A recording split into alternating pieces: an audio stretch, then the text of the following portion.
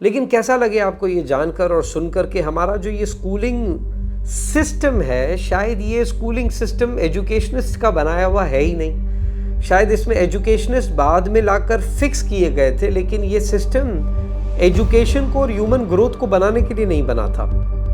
Fitting in was incentivized and standing out was penalized.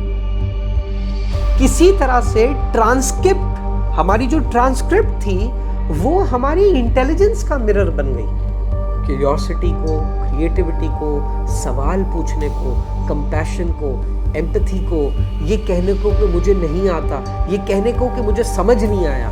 हम इन important skills को appreciate करना, इंसेंटिवाइज करना शुरू करें। आई थिंक हमें कैटलिस्ट चाहिए क्लासरूम में, हमें वो लोग चाहिए एज अ टीचर्स जो बच्चों को कंपैशन के लिए, एम्पैथी के लिए, क्वेश्चनिंग के लिए उन टेक्स्ट बुक से आगे बढ़कर गाइड कर सके।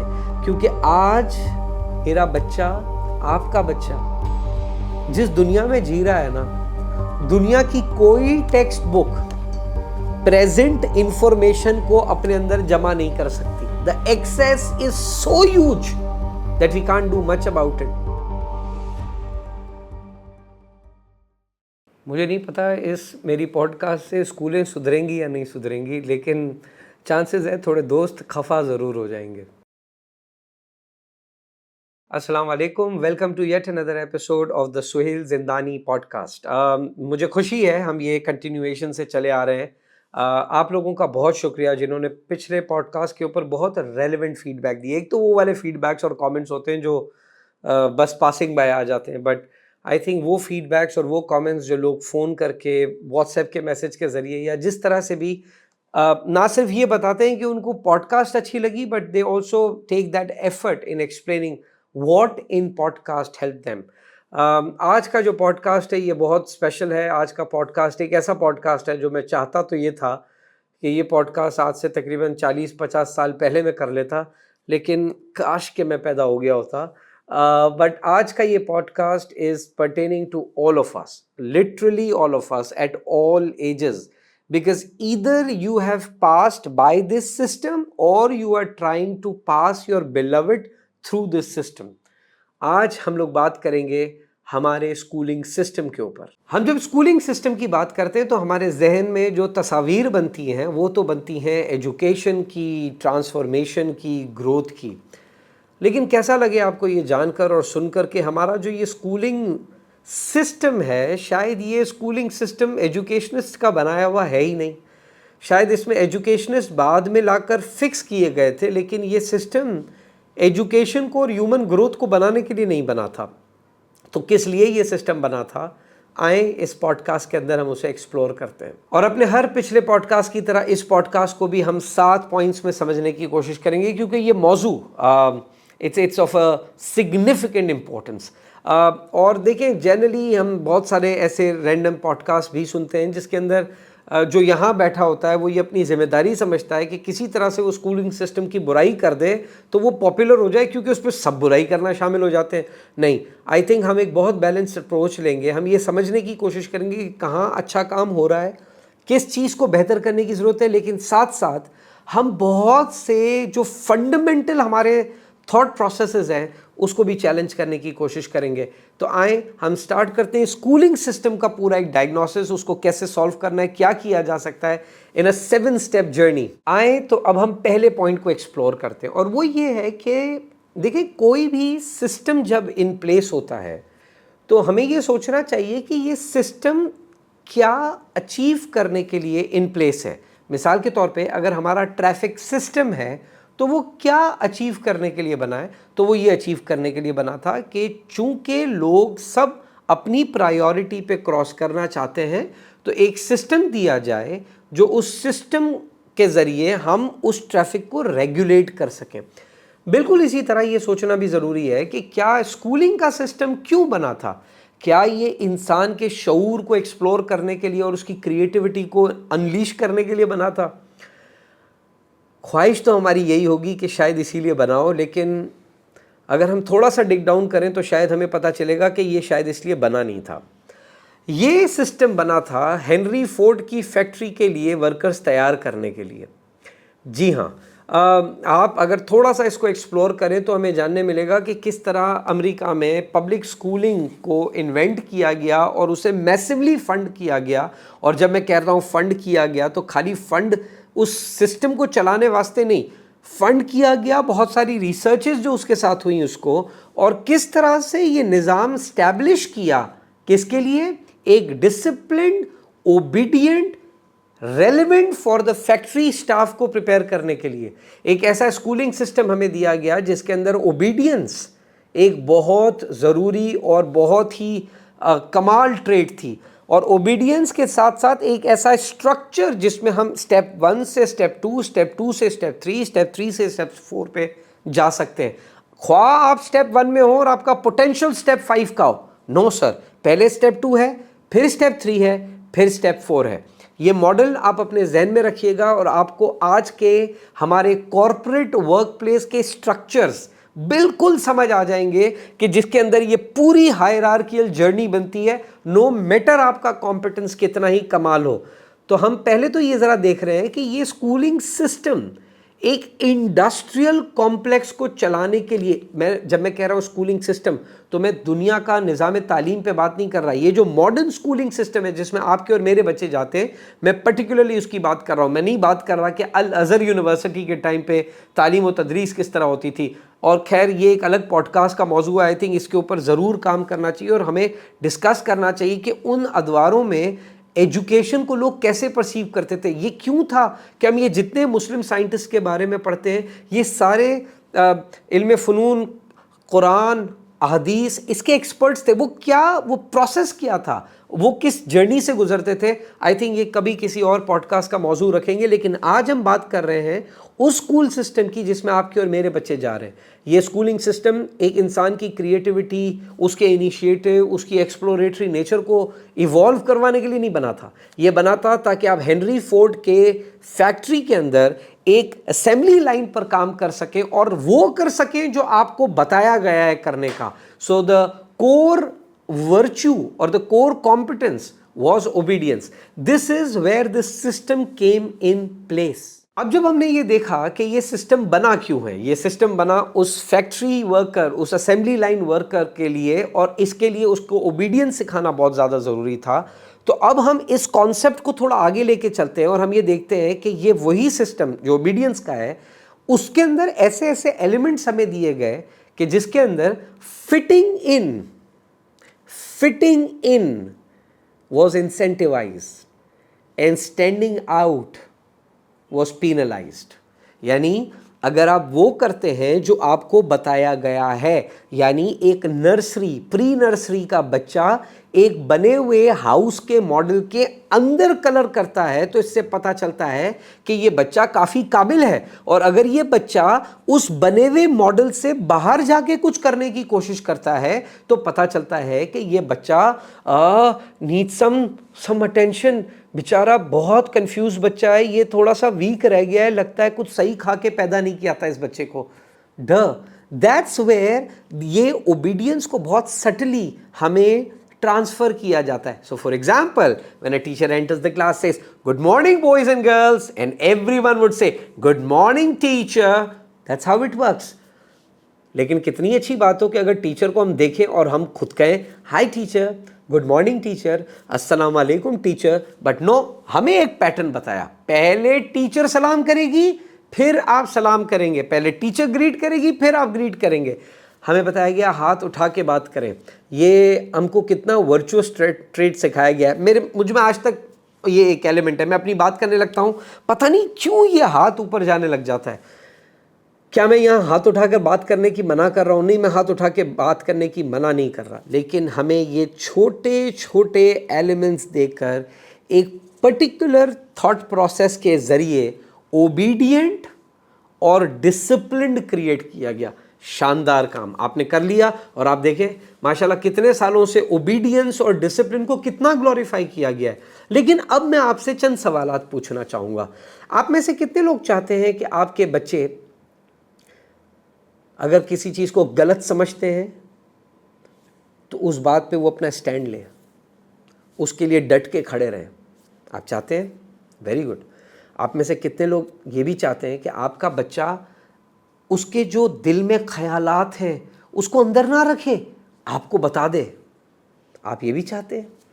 लेकिन अब थोड़ी देर के लिए सोचें कि उस बच्चे ने ये दोनों काम आपके साथ जब जब किए हैं, उसके साथ क्या हुई है। और यही काम अगर बच्चा स्कूल में भी करता है तो उसके साथ क्या होती है। मुझे आज भी याद है, हम लोग मुझे मेमोराइज़ करना has never been my forte, मैं कभी मेमोराइज़ नहीं कर पाया हूँ। तो हम लोगों ने स्कूल के अंदर, वो पता नहीं कौन सी क्लास थी, मैट्रिक थी, और मुझे ये भी नहीं पता कि आज तक पढ़ाया जा रहा है या नहीं, अल्लाह करे ना पढ़ाया जा रहा हो, लेकिन हमने पढ़ी डेल्टन एटॉमिक थ्योरी। जी बड़ी मुश्किल से पढ़ी तो क्या मतलब, आप समझ सकते हैं कि माइक्रो फोटोकॉपी और ये सब क्या चीज़ें होती हैं, लेकिन जैसे तैसे करके पढ़ ली। उसके बाद आई बोर रदरफोर्ड, मुझे याद पड़ता है बोर रदरफोर्ड। तो मैंने टीचर से पूछा, मैंने कहा वो अभी तो एक एटॉमिक थ्योरी पढ़ी थी, ये कौन सी आ गई? बोला नहीं, वो बाद में वो थ्योरी गलत साबित हो गई थी। मैंने इसको बोला, मैंने कहा जब आपको पता चल गया था वो गलत हो गई, ये तो इतना हमारा टाइम क्यों लगा दिया उस चक्कर में? लेकिन ना जी, वो पूरे कैरिकुलम के अंदर है, वो आपको पूरा का पूरा ऐसे का ऐसे ही पढ़ना है, ताकि, और फिर हमें जस्टिफाई किया गया था ताकि आप सारी गलतियां सीखते हुए यहाँ तक पहुँचे। सर तो फिर ऐसे डिफ्रेंसिएशन और इंटीग्रेशन भी पढ़ा देते तो शायद हम थोड़े बेहतर मैथमेटिशियन बन जाते।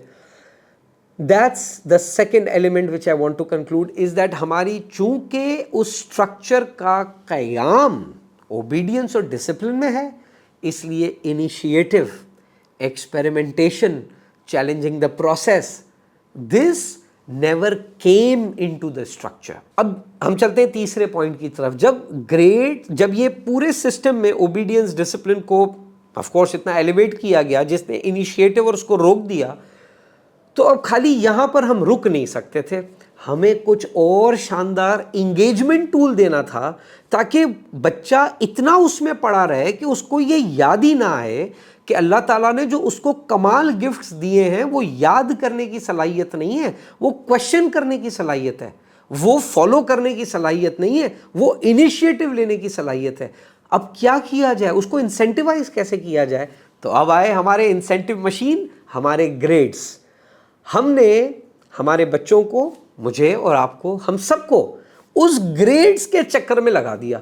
किसी तरह से ग्रेड सबसे ऊपर होना चाहिए, और फिर उसके बाद हम माँ बाप माशाल्लाह कितनी मेहनत करते हैं, और ये मेहनत हर तरीके से होती है। मैं उस मेहनत की डिटेल में नहीं जाना चाहता, लेकिन हम कितनी मेहनत करते हैं कि बच्चे के ग्रेड्स, बाकी उसको वो चीज़ समझ आई, उस चीज़ को पढ़ के उसकी क्रिएटिविटी जागी, उस चीज़ को पढ़ के उसने उस फील्ड के लिए पैशन, उसके लिए एक्साइटमेंट डेवलप की या नहीं की, हु केयर्स? ग्रेड अच्छे आए कि नहीं आए, इफ ग्रेड अच्छे आए एवरीथिंग इज ऑल्सो। सो किसी तरह से ट्रांसक्रिप्ट, हमारी जो ट्रांसक्रिप्ट थी वो हमारी इंटेलिजेंस का मिरर बन गई। And I think that is where this entire, I would rather want to call it fraud, it got a massive traction, क्योंकि अब हम इतने ऑक्यूपाइड हो गए। आप देख लेना हमारी सोसाइटी को ही अगर आप देखें, हमारी सोसाइटी में कितने बेसिक ह्यूमन राइट्स वायलेटेड है, लेकिन क्या किया जाता है, हमारे पास कुछ ना कुछ अर्जेंट आइटम लगा रहता है। जी लाइट चली गई है, जनरेटर के लिए पेट्रोल पकड़ के रखो, हमारा पूरा वक्त इसी में लगा रहता है, राइट? ये है वो अर्जेंट एलिमेंट जिसकी वजह से हम इन चीज़ों को क्वेश्चन करना छोड़ देते हैं, and that I think now needs some serious attention.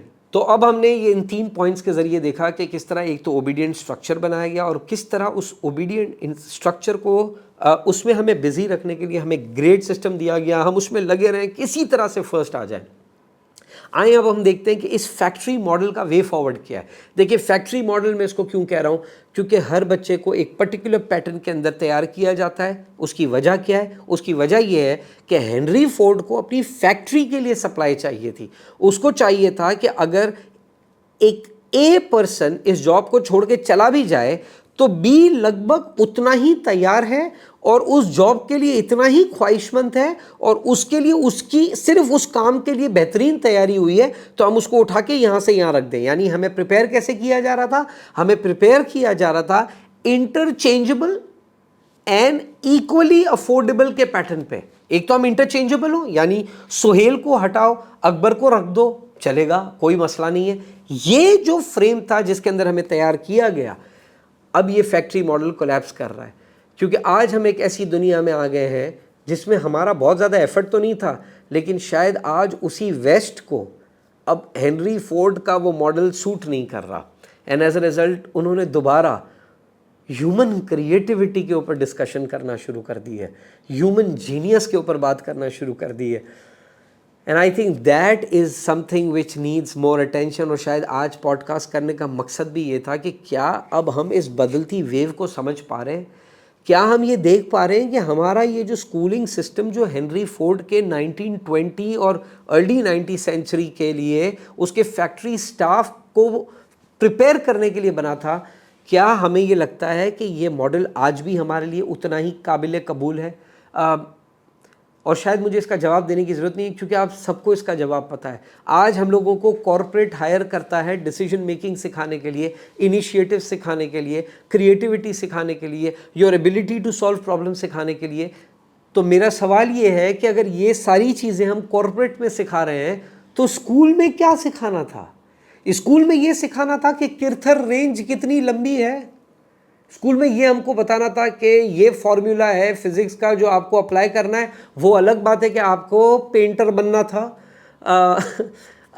School का क्या काम था? स्कूल का काम ये था initiative, problem solving, decision making सिखाना, या स्कूल का काम ये था जो हम लोगों ने 14 नुकात नामी चीज़ों के ऊपर किया। Not that I am criticising 14 नुकात और any other subject, but what I am trying to tell is, यहाँ पर ये वीडियो सुनने वाले हो सकता है अभी आजकल बच्चे पता नहीं पढ़ भी रहे नहीं पढ़ रहे। मैंने सुना तो है कि वो ओ लेवल्स के अंदर भी वो बच्चे को बताया जाता है, बेटा देखो पाकिस्तान स्टडीज़ और नाउज़ुबिल्लाह इस्लामियात और उर्दू ये कड़वा घूंट है। ये मैंने एक फैमिली की कॉन्वर्जेसन सुनी है, बहुत ही काबिल फैमिली की। वो उनको बता रहे हैं बेटा ये कड़वा घूंट है, जिसको किसी तरह तुम O1 में पी जाओ, उसके बाद ज़िंदगी में इंशाल्लाह दोबारा मुड़ के कभी इन सब्जेक्ट्स को नहीं देखेंगे हम।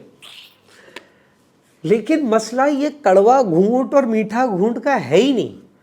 मसला ये है कि मैं ये जो कुछ पढ़ रहा हूँ या जो कुछ मुझे पढ़ाया जा रहा है, क्या ये मुझे उस दुनिया के लिए प्रिपेयर कर रहा है जिस दुनिया में मैं यहाँ से वहाँ जाऊँगा? तो हम एक चीज़ पे एटलीस्ट मुत्तफिक हो सकते हैं कि ये जो फैक्ट्री मॉडल है ये अब सस्टेनेबल नहीं रहा है, और अब इसका सस्टेनेबल ना होना पब्लिक हो गया है। एंड एज अ रिजल्ट क्या हुआ? एज अ रिजल्ट ये हुआ कि अब जो स्कूलों में हो रहा था उसको ओपनली चैलेंज मिलने लगा, उसको ओपनली थ्रेट किया जाने लगा। As a result schools have also started somehow responding, but मैंने एक वर्ड बहुत केयरफुली यूज किया है, somehow responding. They have not responded. क्यों? क्योंकि वो फर्स्ट से 8th क्लास तक तो सब कुछ कर लेते हैं, उसके बाद आ जाते हैं उनके बोर्ड्स और Cambridge boards and whatever other boards that perhaps may be there, it's there, it would test you in the same system. तो अब हम वे फॉरवर्ड क्या है, आए उसको एक्सप्लोर करते हैं। मैं एक फिलोसफिकली रेवोल्यूशन का बहुत बड़ा फ़ैन नहीं हूँ। मैं नहीं मानता कि रेवोल्यूशंस आते हैं, मैं मानता हूँ कि एवोल्यूशंस होते हैं। हम ग्रो करते हैं किसी तब्दीली के अंदर। हमारा तो खैर शायद अलमिया ही ये रहा है कि हमें हर 10 साल बाद तब्दीली बेची जाती है कि अब ब्रांड न्यू तब्दीली आने वाली है। I think evolution is something which is very important. और अब हम ये जो हमने सारे मसाइल डिस्कस किए, इसके वे फॉरवर्ड में एवोल्यूशनरी पैटर्न पे समझते हैं कि अब हम क्या कर सकते हैं। देखिए एक छोटा बच्चा होता है ना, उसके पास दिन में लगभग 300 सवालात आते हैं दिन में ऑन एन एवरेज, और उसके टीन्स तक पहुँचते पहुँचते ये सवाल 3 तक रह जाते हैं। यानी हम क्यूरियोसिटी को, सवाल पूछने को इतना पीनलाइज करते हैं कि बच्चा सवाल ना पूछना अपनी जान और माल के लिए बेहतर समझने लगता है। I think this can be step 1 towards a long journey that we have to now cross, and that is हम अपने कल्चर में, अपने स्कूल कल्चर में, अपने होम कल्चर में, वर्क कल्चर में ज़्यादा, खैर मेरा कोर काम वर्क कल्चर्स पे काम करना है। इनफैक्ट अभी मेरे क्लाइंट ने मुझसे पूछा कि तुम आजकल स्कूल्स के लिए इतना काम क्यों कर रहे हो? तो मैंने उनको कहा, मैंने कहा सर मैंने आप लोगों की बहुत ट्रेनिंग कराई और मुझे ये समझ आ गया कि जो नुकसान होना था वो तो हो ही चुका है, तो क्यों ना वहाँ जाकर कुछ किया जाए जहाँ पर शायद इस नुकसान को रोका जा सकता है। ये वर्क कल्चर तो खुद इवॉल्व कर जाएगा। अगर हमारा होम कल्चर और स्कूल कल्चर क्यूरियोसिटी को, क्रिएटिविटी को, सवाल पूछने को, कंपैशन को, एम्पैथी को, ये कहने को कि मुझे नहीं आता, ये कहने को कि मुझे समझ नहीं आया, हम इन इम्पॉर्टेंट स्किल्स को अप्रिशिएट करना, इंसेंटिवाइज करना शुरू करें। So I think that's our way forward, allowing our childrens to be curious, to ask questions. I think that's the way forward. क्योंकि देखें एक बात, इसको बहुत डीपली समझें। अगर सवाल पूछने का हक या सवाल पूछने का टैलेंट दबाया जाता है तो इससे खाली फ्यूचर कॉम्प्रोमाइज़ नहीं होता, इंसान की होप भी कॉम्प्रोमाइज़ हो जाती है। एंड आई थिंक ये बहुत बड़ा नुकसान है। तो that's one step forward to that. एक दफ़ा हमने जब क्यूरियोसिटी को, सवाल पूछने को इंसेंटिवाइज कर दिया, अब हमें दूसरे एलिमेंट की तरफ चलना होगा। और वो क्या है? वो है creating again ambience and cultures where failure is not considered as destination but rather part of the process। एक ऐसा environment जहाँ पे गलत होना normalize हो सके, फेल होना normalize हो सके। देखिए क्लासरूम एक्सपेरिमेंट्स की जगह होनी चाहिए। मैं तो अक्सर कहता हूँ homework should be done in classroom and lectures की रिकॉर्डिंग दे दें बच्चों को, घर जाके सुने। Schools should be experiment centers. They should be doing things. They should be going. School में बच्चों को बैंक्स की फील्ड ट्रिप करानी चाहिए to make them understand how to open a bank account. हमारे यहाँ बीबीए इन फाइनेंस किया हुआ होता है बच्चा, उसको उसको बैंक में कुछ नहीं पता होता क्या करना है। What a disaster. We are not preparing kids for the life. We are not preparing kids for the world. So I think ये एक अगला स्टेप है, इस जहाँ फेलियर की प्रैक्टिस कराई जानी चाहिए, जहाँ हमारे बच्चों को हारना आना चाहिए। और हारना, देखिए बच्चा खुशी खुशी हारता है। ये तो हमारा शानदार काम था कि हमने सबको सर्टिफिकेट ऑफ पार्टिसिपेशन बांटना शुरू कर दिए। क्यों? क्योंकि स्कूल्स को पता था बच्चे अगर थोड़े से भी सैड हो गए तो वो स्कूल छोड़ देंगे। क्योंकि हमारे पेरेंट्स को भी बहुत ही विनिंग बच्चे पसंद है, तो जहां उनके बच्चे विनिंग नहीं कर रहे होते वो स्कूल से बच्चे को हटा देते हैं। ब्रिलियंट। आप, मुझे नहीं पता कि आप बतौर पेरेंट्स अपने बच्चों को ज़िंदगी में भी और कहाँ कहाँ हटाने वाले हैं इस अजीम सोच के साथ। तो आई थिंक एक बच्चा हारता है, ये उसके लिए एक बहुत नॉर्मल प्रोसेस ऑफ डेवलपमेंट है। और बच्चा जेन्युइनली ऐसा ही है। ये तो हम माँ बाप की मेहनत थी जिसने उसको इतना विनिंग सेंट्रिक कर दिया, या ये हमारे स्कूल्स का प्रॉब्लम था कि जिसने उसको उन ग्रेड्स के इंसेंटिव देकर और ओबीडियंस का पैटर्न बताकर इतना ज़्यादा ग्रेड सेंसिटिव कर दिया। तो आई थिंक क्यूरियोसिटी के साथ साथ ये भी बहुत ज़्यादा ज़रूरी है कि उसको फेल होने के लिए एक फेल होने में कंफर्ट दिया जाए। ये नहीं कि उसको फेल होने की आदत दी जाए ना। Failure should always be part of the learning process. Failure should not be treated as कि अगर ये हो गया तो अब ये मजीद नहीं सीख सकता ना। Failure is a part of learning process. Failure होगा तो लर्निंग का प्रोसेस और बेहतर हो जाएगा। And I think that's a very important step for all of us to consider. This brings us to the third but seventh in our row, but the third solution. Curiosity हो गया, हमने कहा एक वो चीज़ है, फेलियर को normalise किया जाए as a part of the learning process. But now comes my most important and perhaps the most beautiful of all these steps is that in schools we need catalysts, we need coaches and we need mentors। हमें नहीं चाहिए वो teachers जो page number 61 से 68 तक आज complete करवा लें। हम क्यों इतना आसान काम चुन चुके हैं एज ए टीचर्स। और अब आप देख लें, चूँकि ये काम को, क्योंकि ये टीचिंग का काम भी हमने यही बना लिया ना, वो टीचर्स ट्रेनिंग सब लगे हुए हैं, इतनी टीचर्स ट्रेनिंग हो रही है। और आप यकीन करें, मैं एक टीचर्स ट्रेनिंग का वो देख रहा था जिसमें टीचर्स को ट्रेन किया जा रहा था कि बच्चों को पढ़ाना कैसे है। वो जिस तरह पढ़ाया जा रहा था, मैं बारगाह इलाही में यही दुआ कर रहा था कि या अल्लाह तू कुछ रहम करके ये टीचर ना सीख पाएँ, क्योंकि अगर खुदा ना ख्वास्ता ये सीख गए तो ये आगे तो बहुत ही तबाही होने वाली है। आई थिंक हमें कैटलिस्ट चाहिए क्लासरूम में, हमें वो लोग चाहिए एज अ टीचर्स जो बच्चों को कंपैशन के लिए, एम्पथी के लिए, क्वेश्चनिंग के लिए उन टेक्स्ट बुक से आगे बढ़कर गाइड कर सकें। क्योंकि आज मेरा बच्चा, आपका बच्चा जिस दुनिया में जी रहा है ना, दुनिया की कोई टेक्स्ट बुक प्रेजेंट इंफॉर्मेशन को अपने अंदर जमा नहीं कर सकती। The excess is so huge that we can't do much about it. मुझे यहाँ पर एक स्टोरी याद आती है। It was years back, I went to a classroom में पीछे बैठा। वो टीचर जो है वो एक जायरोस्कोप पे बच्चों को प्लैनेट सिस्टम समझाने की कोशिश कर रही थी। तो क्लास 2 के शायद बच्चे थे। तो मैंने टीचर से पूछा, मैंने कहा इतने छोटे बच्चे, इनको ये समझ आएगा? टीचर ने कहा आपको पता नहीं है, बच्चे बड़े इंटेलिजेंट हैं। तो मैं थोड़ा मायूस हो गया। मैं कहा अच्छा जी। अब मैं पीछे बैठ गया। अब वो टीचर जायरोस्कोप में इस तरह से प्लैनेट्स को घुमा रही है सन के गिर्द, और वो बता रही है कि इस तरह से प्लैनेट्स रिवॉल्व कर रहे हैं and earth is also planet. And I was like wow, सारे बच्चे समझ रहे थे। फिर कहीं जाकर एक छोटे बच्चे ने हाथ उठाया, तो मुझे खुशी हुई कि शायद उसको समझ नहीं आया। तो मिस ने उस बच्चे से पूछा यस, मैं उसका नाम लिया और उससे पूछा यस। तो उसने बताया कि ऑफकोर्स, उस बच्चे ने हाथ उठाया था बोलने से पहले, ऑफकोर्स। तो टीचर ने कहा यस। तो उस बच्चे ने पूछा मिस से, miss is the earth revolving around sun? तो मिस ने मेरी तरफ पहले तो देखा, ये दिखाने के लिए कि देखें जी बच्चों को समझ आ रहा है। तो टीचर ने कहा यस। तो बच्चे ने पूछा एट व्हाट स्पीड? अब ये तो टीचर को नहीं पता था। क्लास 2 की टीचर को क्या पता अर्थ की स्पीड से सन के गिर्द घूम रहा है। तो टीचर ने एक बहुत ही मुनासिब किस्म का जवाब दिया, बेटा स्लोली स्लोली। मेरी उम्मीद है और दुआ है कि बच्चा आईपैड पे पहले से देख कर ना आया हो कि स्पीड से घूम रहा है, क्योंकि स्लोली स्लोली के बाद अब उसे टीचर ज़ात पे तो पूरी ज़िंदगी भरोसा आना नहीं है।